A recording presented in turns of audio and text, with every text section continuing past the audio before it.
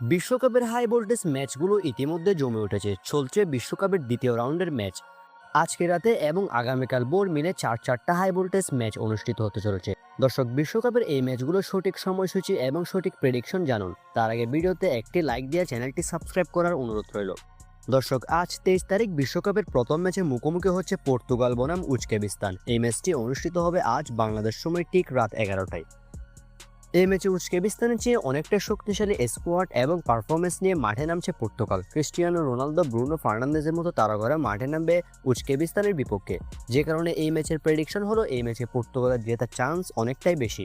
দ্বিতীয় ম্যাচে আজ রাত 2টায় মুখোমুখি হবে ইংল্যান্ড বনাম গানা। এই ম্যাচটি হাই ভোল্টেজ এবং জমজমাট লড়াইয়ের একটি ম্যাচ হতে চলেছে।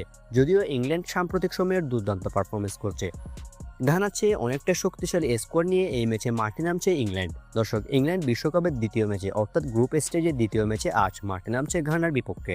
ম্যাচটি অনুষ্ঠিত হবে আজ বাংলাদেশ সময় ঠিক রাত 2টায়। এই ম্যাচের প্রেডিকশন হলো এই ম্যাচে ইংল্যান্ডের জেতার সম্ভাবনা অনেকটাই বেশি।